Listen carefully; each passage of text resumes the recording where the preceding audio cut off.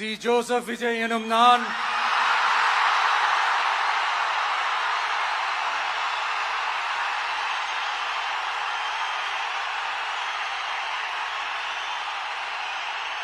சட்டப்படி அமைக்கப்பெற்ற இந்திய அரசியல் அமைப்பின்பால் உண்மையான நம்பிக்கையும் மாறா பற்றும் கொண்டிருப்பேன் என்றும் இந்திய நாட்டின் ஒப்பில்லாத முழு முதல் ஆட்சியையும் ஒருமையையும் நிலை நிறுத்துவேன் என்றும்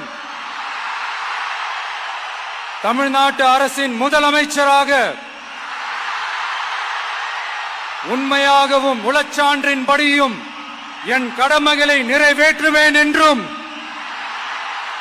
அரசியல் அமைப்பிற்கும் சட்டத்திற்கும் இணங்க அச்சமும் ஒருதலை சார்பும் இன்றி விருப்பு வெறுப்பை விலக்கி பலதரப்பட்ட மக்கள் அனைவருக்கும் நேர்மையானதை செய்வேன் என்றும் ஆண்டவன் மீது ஆணையிட்டு உறுதிமொழிகிறேன்.